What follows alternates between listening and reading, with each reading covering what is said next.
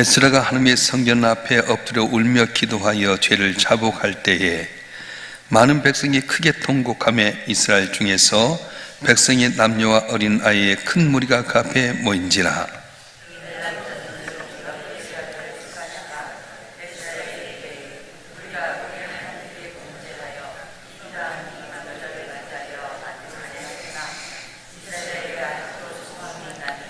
곧내 주의 교훈을 따르며 우리 하나님의 명령을 떨며 준행하는 자의 가르침을 따라 이 모든 아내와 그대의 소생을 다 내보내기로 우리 하나님과 언약을 세우고 율법대로 행할 것이나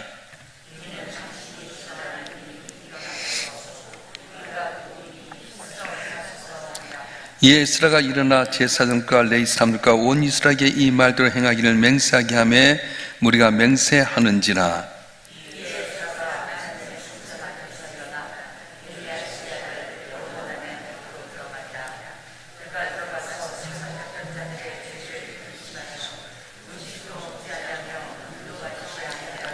유다와 예루살렘에 사로잡혔던 자들의 자손들에게 공포하기를 너는 예루살렘으로 모이라.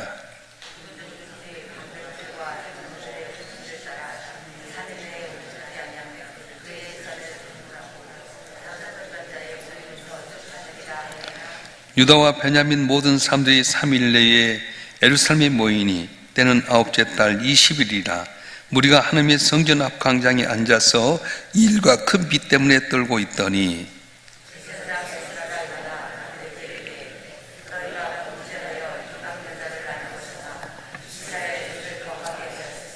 이제 너희 조상들의 하나님 앞에서 죄를 자복하고 그의 뜻대로 행하여 그 지방 사람들과 이방 여인을 끊어버리라 하니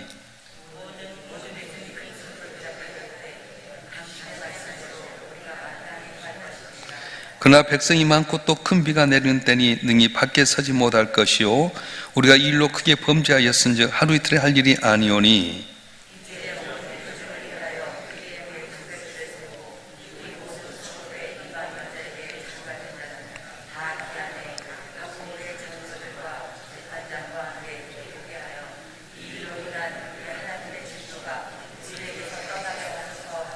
오직 아사리의 아들 요나단과 디가의 아들 야스야가 일어나 그 일을 반대하고 무슬람과 레위 사람 10부대가 그들을 돕더라.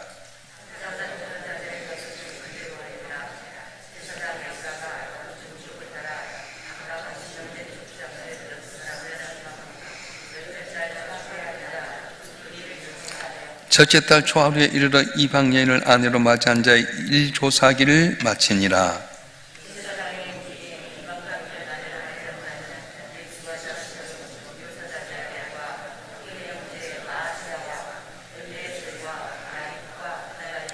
그들이 다 손을 잡아 맹세하여 그대의 아내 보내기로 하고 또 그 죄로 말미암아 순양 한 마리를 속건제로 드렸으며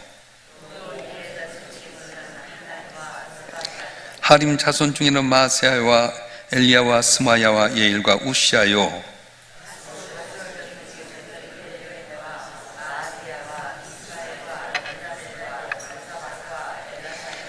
레위 사람 중에서는 요사박과 시므이와 글라야라는 글리다와 부다히야와 유다와 엘리에셀이었더라.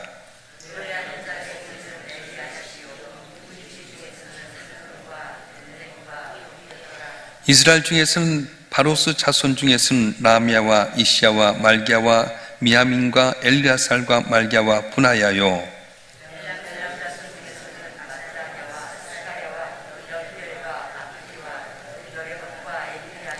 삽두 자손 중에서는 엘르에네와 엘리아삭과 마따냐와 야레목과 사박과 아사시야요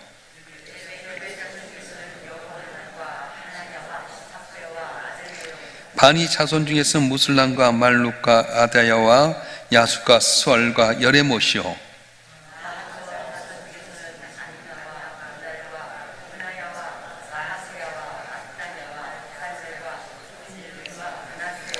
하림 자손 중에서는 엘리에셀과 이시야와 말기야와 스마야와 시몬과 하숨 자손 중에서는 마뜨네와 마따와 사박과 엘리벨렉과 예레메와 문하세와 시므이요 분하와 페드야와 글루히와 마따냐와 마뜨네와 야수와 셸레마와 나단과 야다야와 아살과 셀레마와 스마랴와 느보 자손 중에선 여이엘과 마따디아와 사박과 스비네와 이또와 요엘과 분하야더라. 이상은 모두 이방 여인을 아내로 맞아 한 자라. 그 중에는 자녀를 낳은 여인도 있었더라. 아멘. 하며 선한 손의 도움을 받아서 에스라가 이제 제2차 포로 귀환을 하게 됩니다.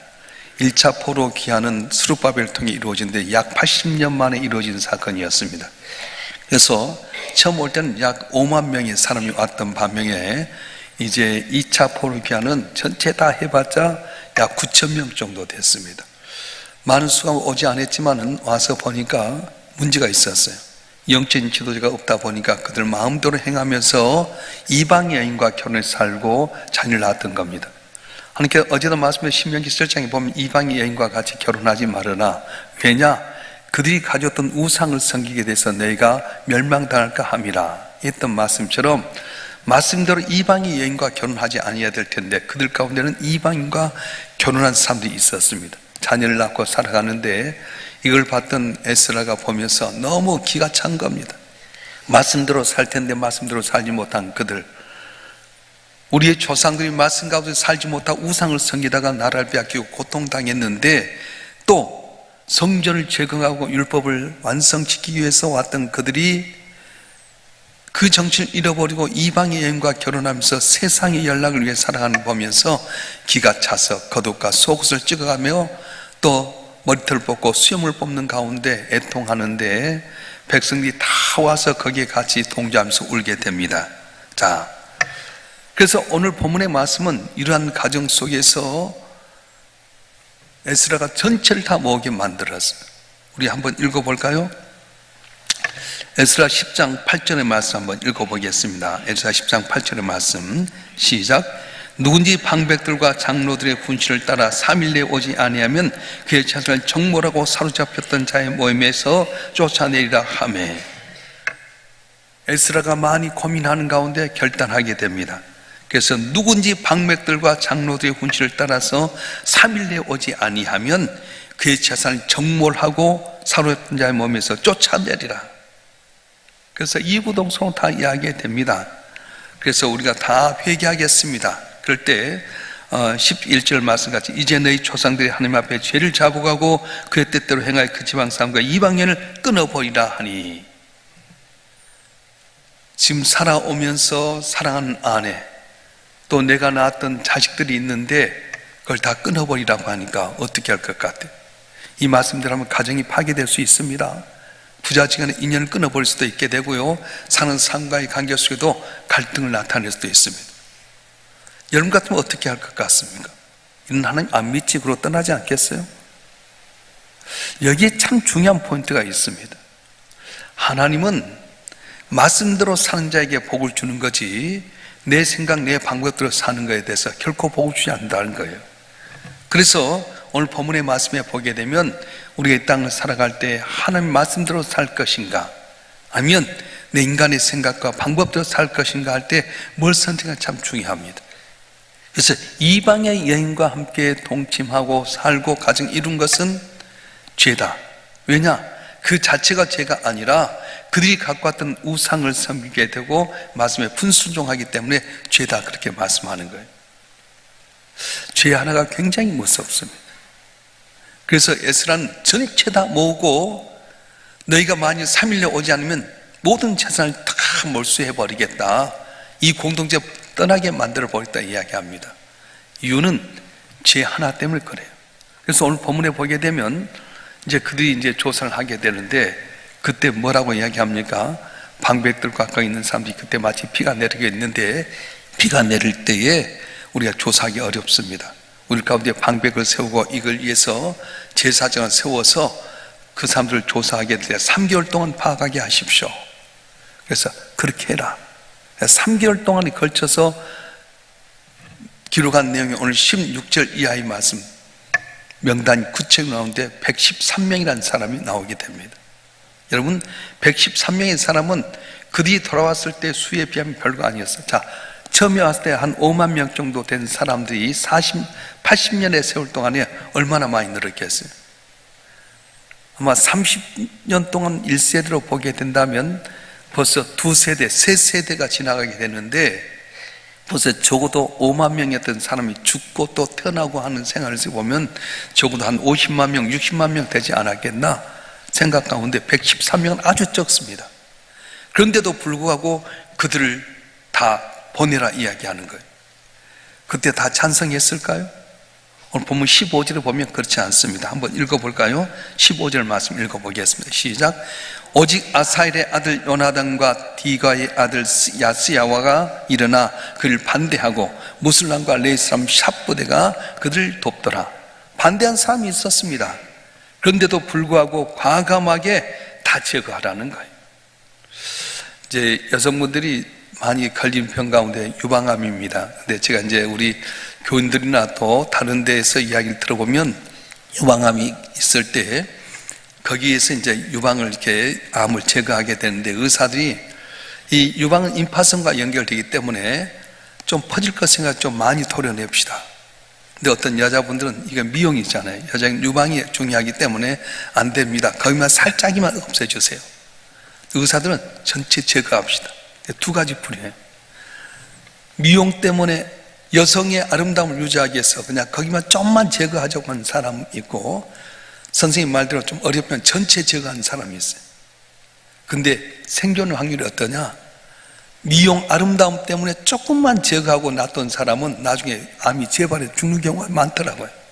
근데 아직 퍼지진 않았지만 거기까지 퍼질 걸 생각하면서 전체 토론한 사람들은 다 살아나게 된 거예요.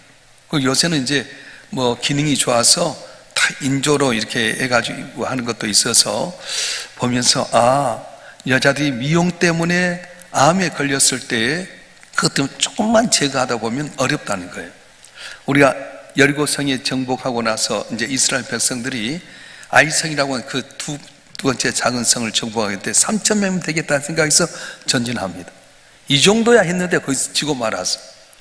그래서 여호사와 이스라엘 백성이 돌아와서 하나님, 이 작은 성도 이기지 못하면 어떻게 이 가나안 땅을 정복하겠습니까? 철병거를 가졌고 안악자수 있는 가나안 땅을 어떻게 정복하겠습니까? 그때 하나님께 말씀한, 너희 가운데 죄 있는 자가 있다, 내 말에 불순한 자가 있다, 뽑아라. 그래서 다 제비를 뽑았는데 누가 걸리냐면 아간이라고 하는 사람이 걸렸어요. 그러니까 아간이 뭘 했냐면은 여리고성을 다 무너뜨리게 되면 너희는 첫 번째 것이 하나님 것이니까 절대 손대지 말아라, 다 진멸해라 했는데, 거기 외투, 신할산에 외투 양 높이가 있었고요, 금덩어리 음덩이가 있어서 자기 장막이 카페트입니다. 감춰놨어요. 아무도 뭔 줄 알았어요. 근데 하나님은 그 감춰진 죄 때문에 아이성에 실패하게 되고, 그걸 뽑아내라 했을 때 그 가족을 다 내다가 돌로 쳐 죽여서 그 무덤이 바로 아골 골짜기가 되었습니다.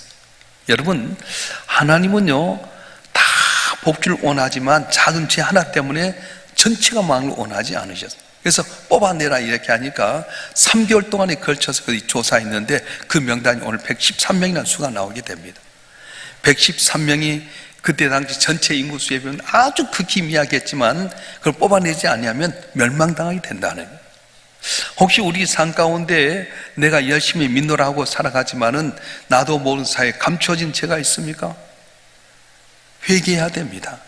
회개가 뭡니까? 내 삶의 방향에서 철저히 회개하고 철저히 자복하고 그 길을 돌아서게 될 때에 용서해 주시는데, 저 여러분 한 분 한 분이 내가 지었던 죄가 있다면 철저히 회개함으로 말미암아 여러분 길이 열려지고 복받는 삶이 되기를 주님은 축원합니다. 축원합니다. 사람이 멸망하려고 하면 한 반대쪽으로 간다고 합니다. 그런데 소망을 일단 함께 순종하는 길로 가게 된다는 거예요. 반역을 계속하면 멸망하게 되지만 순종을 계속하면 잘 되게 됩니다. 이스라엘 백성이 망하기 전에 어땠습니까? 말씀에 불순종했습니다. 말씀에 반대해서 살았습니다. 그러니까 결국 망하지 않을 거라고 생각했던 예루살렘 성전이 무너지게 되고요, 예루살렘이 망하게 되고 포로 잡혀온 안타까움이 있었어요. 우리가 예배할 때마다 항상 우리가 먼저 고백을 하잖아요. 하나님과 나와의 관계 속에 은밀한 죄를 침으로 고백하겠습니다. 사람이 들어서는 안 될 부끄러운 죄가 다 있습니다. 이걸 회개하라는 거예요. 입으로는 회개하는 것 아닙니다.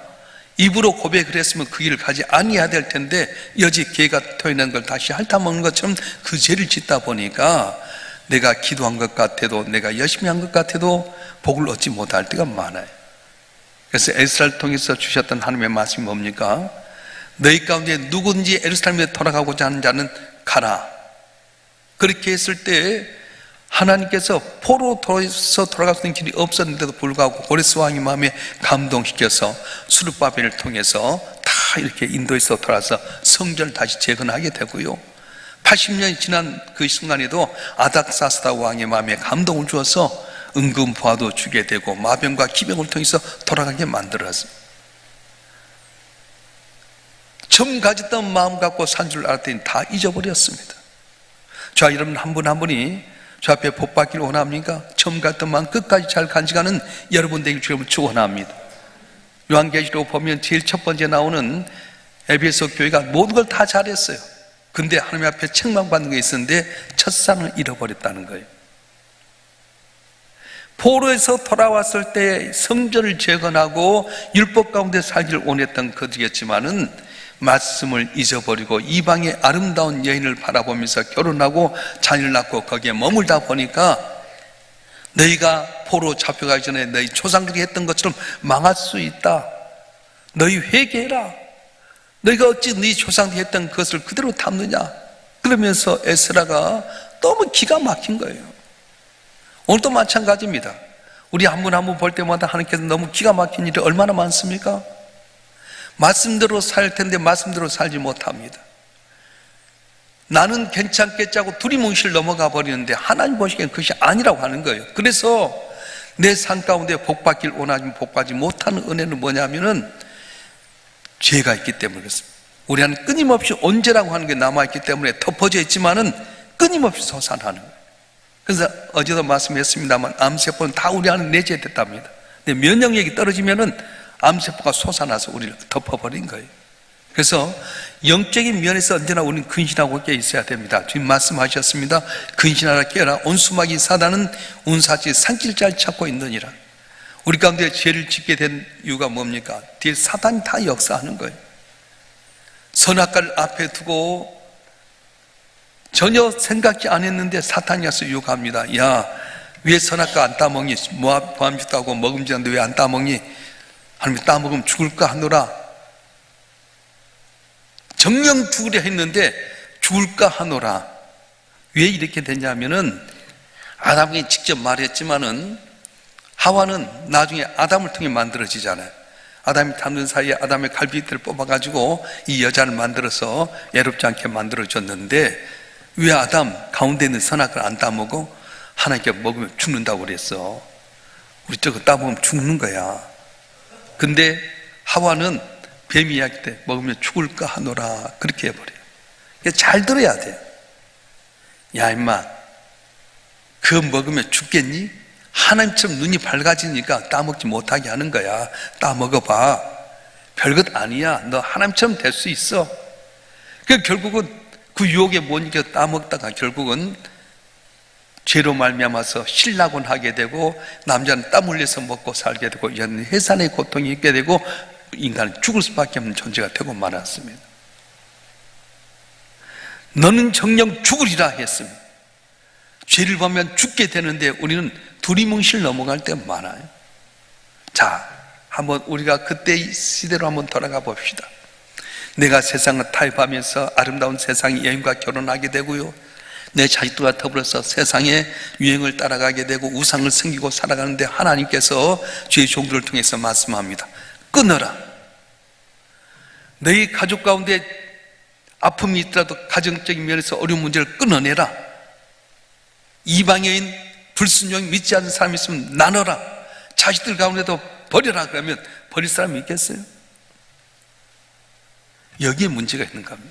그래서 우리가 하나님의 일과 감정적인 일 가운데서 우리는 갈등이 항상 있게 되는데 에스라를 통해서 우리에게 보여준 것은 인간의 감정과 인간의 생각보다는 한 말씀에 우선순위 하게 될 때에 소망이 있게 되고 또 그 어려운 문제를 해결하는 귀한 은혜가 있을 줄로 믿습니다.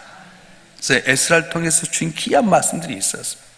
하나님의 손이 함께하게 될 때에 불가능을 가르쳐주는 하나님의 기적이 일어나게 되는데, 우리가 처음 갔던 마음 갖고 끝까지 간직해야 되는 것도 불구하고 나도 모르는 사이에 세상과 타협해버리고 말씀을 떠나서 살다 보니까 다시 죄악 가운데 빠지게 되고 멸망당할 수밖에 없는 위기 가운데 에스라를 통해서 율법의 말씀을 재건하면서 죄를 끊어라.